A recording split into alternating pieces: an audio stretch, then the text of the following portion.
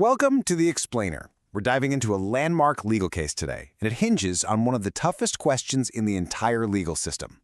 What happens when someone commits a horrific crime but has a long history of severe mental illness?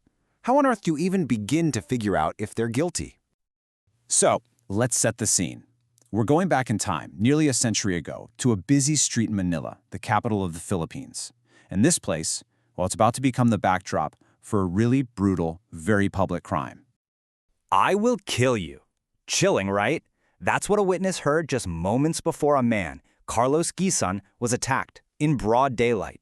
You've got a clear threat, it's out in the open, and an act of violence that honestly seemed pretty cut and dry at first. All right, let's get into the specifics of what actually went down that morning. The court records, they paint a crystal clear and super violent picture.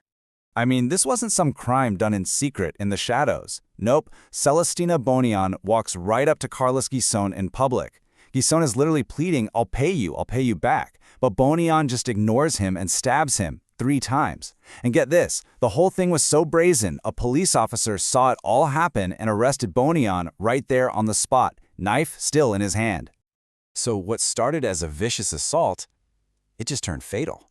3 days later, Guisan dies. And that changes everything.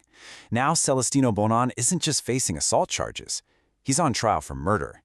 His life is on the line.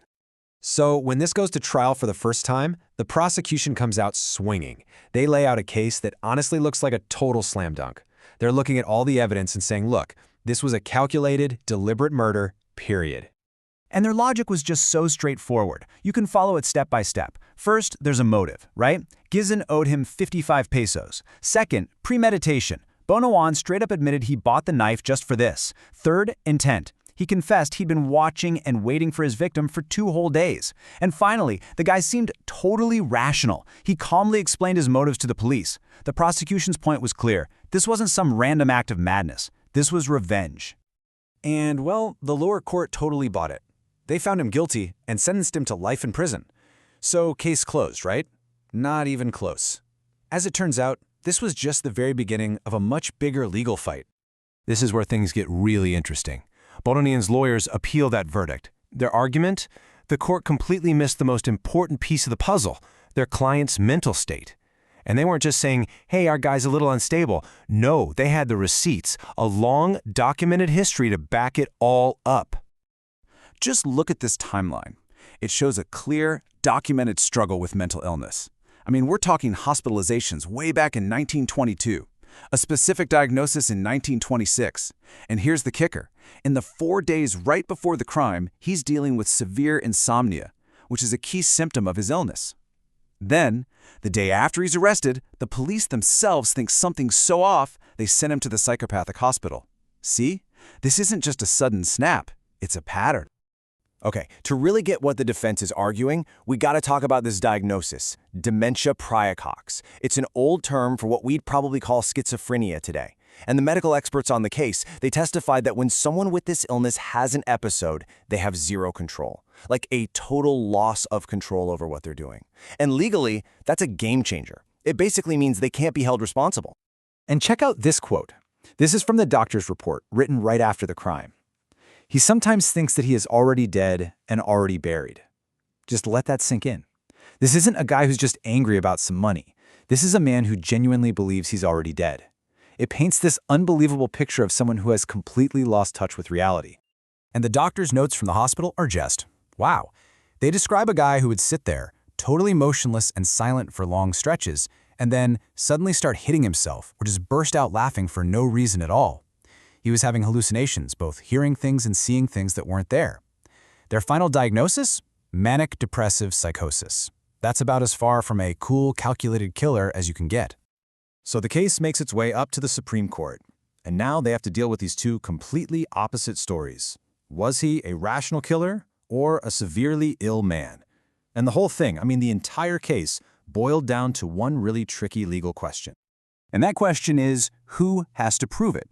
See, the law automatically assumes everyone is sane. That's the starting point. So for the defense to win, they had to bring enough evidence to the table to completely flip that assumption on its head.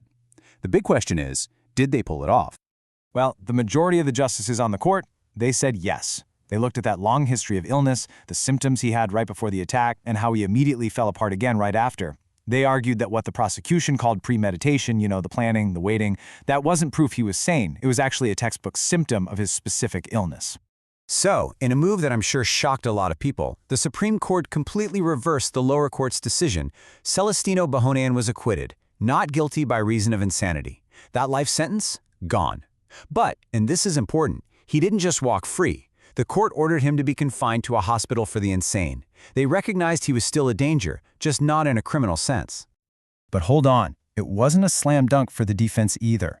This decision was not unanimous, not at all. A few of the justices strongly disagreed, and their arguments really show you just how complicated and controversial this whole thing was.